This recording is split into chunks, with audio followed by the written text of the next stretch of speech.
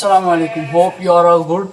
आज हम वेक्टर्स का लेक्चर नंबर 5 अपलोड करने जा रहे हैं, जिसमें हम पढ़ेंगे analytical method of vector addition. इससे हमने पहले पढ़ा था वेक्टर क्या होता है, डिफरेंट टाइप्स ऑफ वेक्टर्स, फिर पढ़ा था graphical methods of vector addition. तो आइए चलिए देखते हैं कैसे करते हैं हम ये।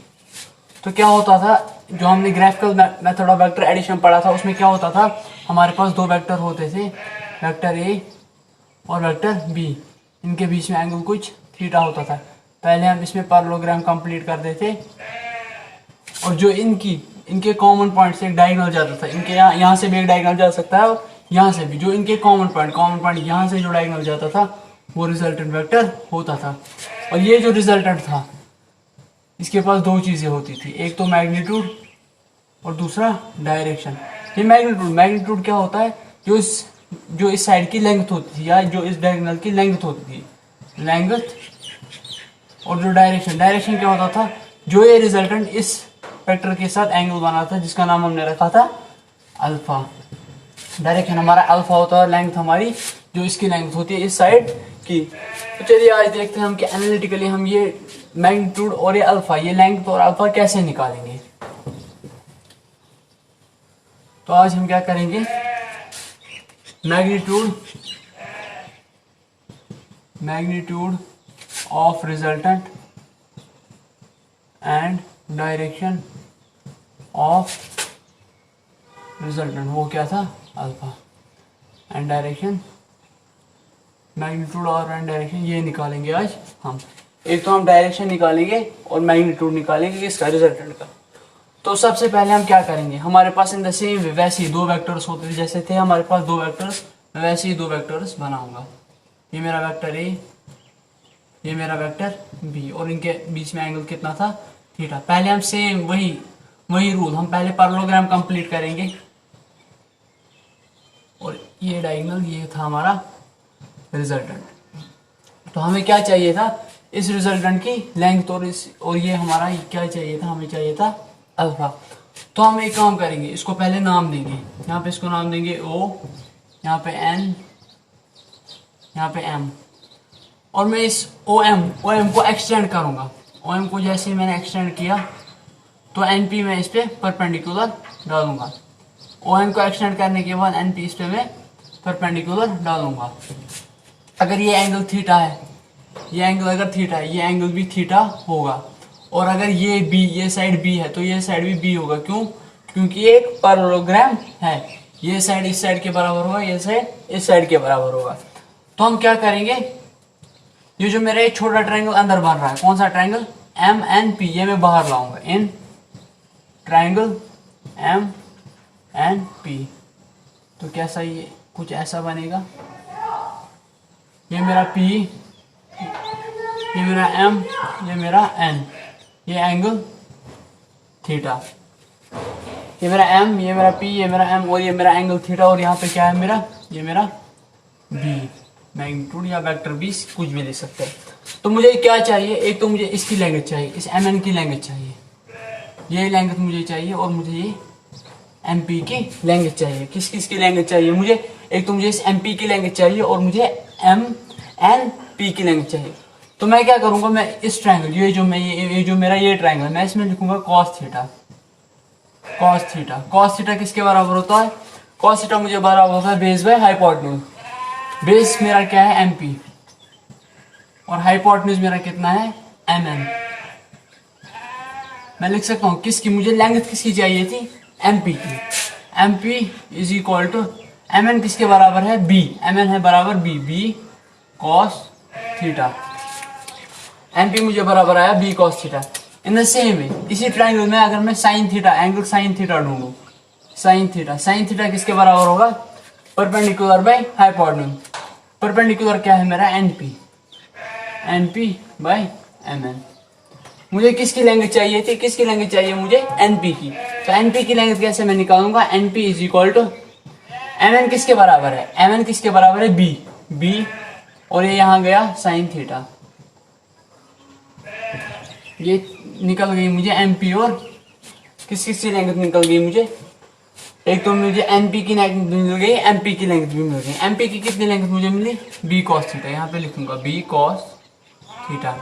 और यहाँ से तो इतना ए टोटल कितना, यहाँ से तो ये इतना ए है और यह है मेरा बी कॉस थीटा। और एनपी की लेंथ कितनी है मुझे, B sine theta, B sine theta.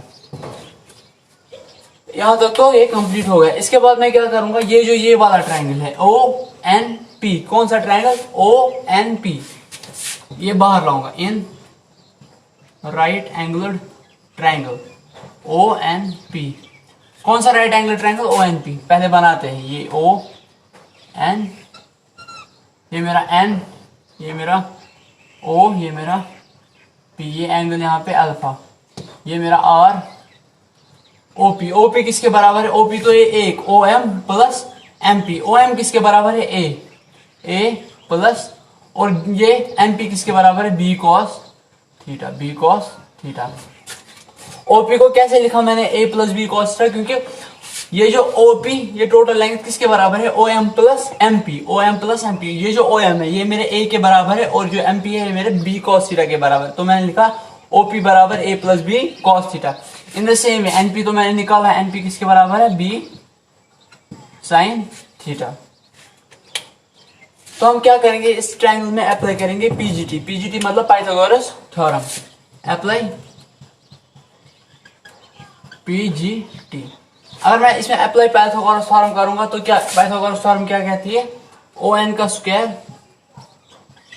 किसके बराबर होगी, ओपी का स्क्वायर प्लस एनपी का स्क्वायर। तो चलिए इनकी जगह पे जिसका वैल्यू मुझे है वो डालते जाएंगे। ओ एन किसके बराबर है मुझे, आर के, यह मुझे आर का स्क्वायर, आर का स्क्वायर बराबर होगा, ओपी किसके बराबर है, ओपी, ओपी बराबर है A plus B cos theta का होल स्क्वायर प्लस एनपी किसके बराबर है, B sine theta, B sine theta का स्क्वायर। तो क्या करूंगा, ये आर स्क्वायर तो यहीं पे रहेगा, R square is equal to, यह आया मेरा ए प्लस बी का whole square, A square plus 2ab या B square, B square, B square cos square theta plus 2ab cos theta. क्या किया मैंने, ए प्लस, यहाँ पे फॉर्मूला लगा दी, ए प्लस बी का होल स्क्वायर वो बराबर होता है A square plus B square, B square तो ये सारा है, बी स्क्वायर कॉस स्क्वायर और 2ab, 2 टाइम्स ए और बी ये सारा है, प्लस यहाँ पे मिलेगा B square sine square theta.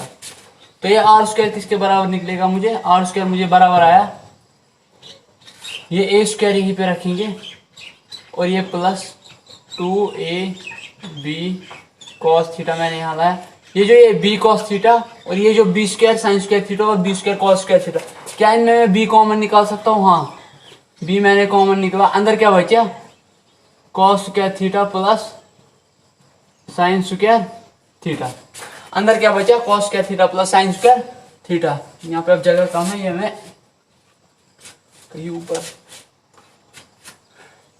ये तो आपने नोट कर लिया होगा, यहाँ पे मैं यहाँ पे लिखूंगा। आर स्क्वायर किसके बराबर आया है मुझे, आर स्क्वायर मुझे बराबर आएगा किसके, A square plus 2ab cos theta, 2ab cos theta plus ये बी स्क्वायर। तो अभी आप 10th से आए हो, आपको पता होगा कॉस स्क्वायर थीटा या sign square theta plus cos square theta किसके बराबर होता है, 1। तो टोटल में आर स्क्वायर मुझे किसके बराबर आया, A square plus B square plus 2ab cos theta. तो ये आ गया मेरा रिजल्टेंट जो मुझे चाहिए था। आर स्क्वायर किसके बराबर है, A square plus B square plus 2ab cos theta. तो चलिए जल्दी क्विक रिवीजन करते हैं क्या कैसे निकाला हमने ये आर स्क्वायर। तो पहले मैंने इस ओ एम को एक्सटेंड करके ओपी तक लिया, फिर एनपी को इस ओपी ओ ए पर ओ एम पर ओपी पर परपेंडिकुलर डाला, फिर तो मैंने ये छोटा ट्रायंगल लिया, फिर मैंने अंदर वाला छोटा ट्रायंगल लिया ओ एम पी, वहां से क्या निकाली, एमपी की लेंथ और एनपी की लेंथ, वो एमपी और एनपी की लेंथ इसमें लिख के फिर ये अंदर वाला बड़ा ट्रायंगल है जो ये राइट एंगल ट्रायंगल था ये वाला, फिर इसमें मैंने पाइथागोरस थ्योरम अप्लाई की तो मुझे ये रिजल्टेंट आ गया। तो आप सब ये नोट कर लीजिए। ये तो आपने नोट कर लिया होगा।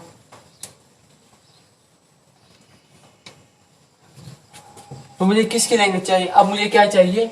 ये रिजल्टेंट तो मुझे मिल गया, अब मुझे अल्फा चाहिए, ये वाला अल्फा, सेम ये अल्फा चाहिए थी मुझे। अब मैं क्या लिखूंगा इसी ट्रायंगल में, इन ट्रायंगल, कौन सा ट्रायंगल है? O N P, O N P. क्या मैं लिख सकता हूँ tan अल्फा? tan अल्फा किसके बराबर होगा? Perpendicular by base.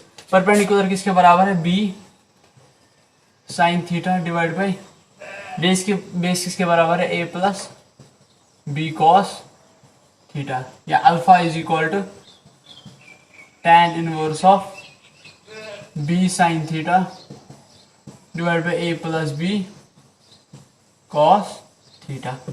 ये हो गया हमारा कंप्लीट।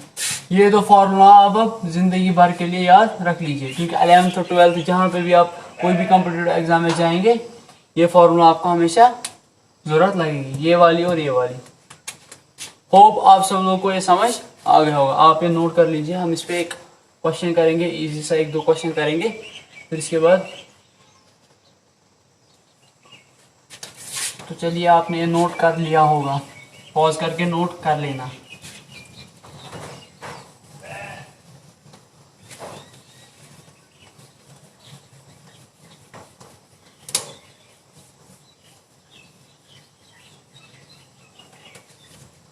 तो हम इस पे एक क्वेश्चन करेंगे, देखते हैं क्वेश्चन क्या है हमारे पास।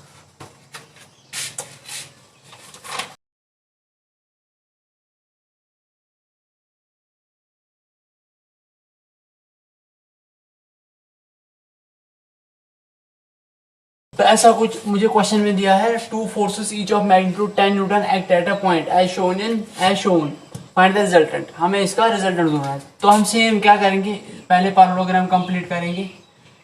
ये हमारा पैरेललोग्राम कंप्लीट हो गया, ये होता है हमारा रिजल्टेंट। रिजल्टेंट की फॉर्मूला तो हमें याद है, रिजल्टेंट किसके बराबर होता था हमें? R square, solution R square किसके बराबर होता था हमें? A square plus B square plus 2ab cos theta. दोनों हमारे आर स्क्वायर आएगा बराबर ए, तो मान लीजिए आप ए, ये मान लीजिए ये side A is equal to, या बी मान लीजिए ये हमारा आएगा 10 का स्क्वायर प्लस 10 का square plus 2 into 10 into theta हमारा है 60, कॉस 60 होता है हमारा 1/2। 10th में आपने ट्रिग्नोमेट्री बहुत अच्छे से पढ़ी होगी, तो cos 60 हमारा आता है 1/2। तो cos थीटा के बजाय मैं यहाँ पे 1/2 डालूंगा, ये और ये खत्म। ये मुझे आर स्क्वायर होगा बराबर ये 10 square plus 10 square plus 10 square. R square मुझे आया बराबर 3 टाइम्स 10 स्क्वायर। रिजल्टेंट किसके बराबर होगा? 10√3 न्यूटन। होप आप सब लोग को ये क्वेश्चन समझ आ गया होगा। कैसे में किया मैंने ये क्वेश्चन, मेरे पास दो फोर्सेस थी ईच ऑफ मैग्नीट्यूड 10 न्यूटन, वो एक पॉइंट पे एक्ट कर रही थी जैसा शो था फिगर में।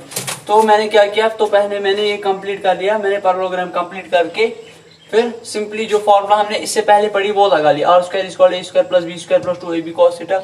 Are square is equal to 10 square, 10 A तो था 10, बी भी था 10, 2 ए तो फिर से 10, बी फिर से 10 cos थीटा थी। cos 60 की वैल्यू होती है हमारे पास 1/2, तो ये पास हमारे पास आया 3 टाइम्स 10 स्क्वायर, तो और मेरे पास आया 10√3 न्यूटन। तो ये था हमारा क्वेश्चन। इसी के साथ ये वीडियो यहीं पे खत्म करते हैं, मिलते हैं एक नेक्स्ट वीडियो में कुछ स्पेशल केस के साथ, और नेक्स्ट वीडियो में हम इसके और क्वेश्चंस करेंगे। तब तक के लिए अल्लाह हाफिज।